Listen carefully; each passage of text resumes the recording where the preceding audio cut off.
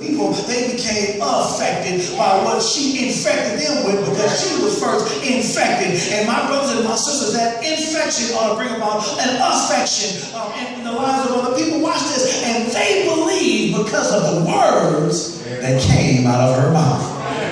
Because of her testimony, they saw something different in her. Okay, let's break this thing down just for a brief moment. Y'all remember, this woman was known in the city for being and or associating and or affiliating with a lot of men. That's what she was known for. But watch this. This woman had been converted, if you will, to the extent that now her testimony influenced the men of the city in a different way. She was known for attracting men toward her. And it wasn't for a good reason. But because of what had happened to her, and because of this conversion, if you will, she now was attracting men of the city. But when she attracted men of the city, she was attracting them for a good reason. She was attracting them, not so much to herself, but was attracting them to Christ himself.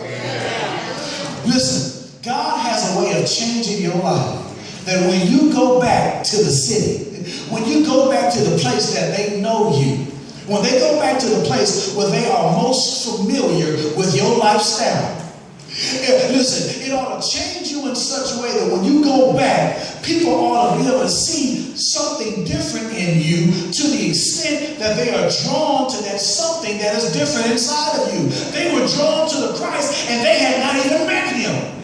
They were only exposed to him through her. Oh my God, this is good. Listen, how powerful it is to be drawn to someone that you've never met, but your only exposure to them is your experience through someone else.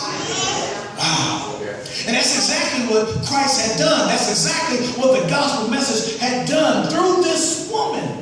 It had reached the hearts of the men of the city, and they said, we believe because of what she said, because of the words that came out of her mouth, because of the testimony.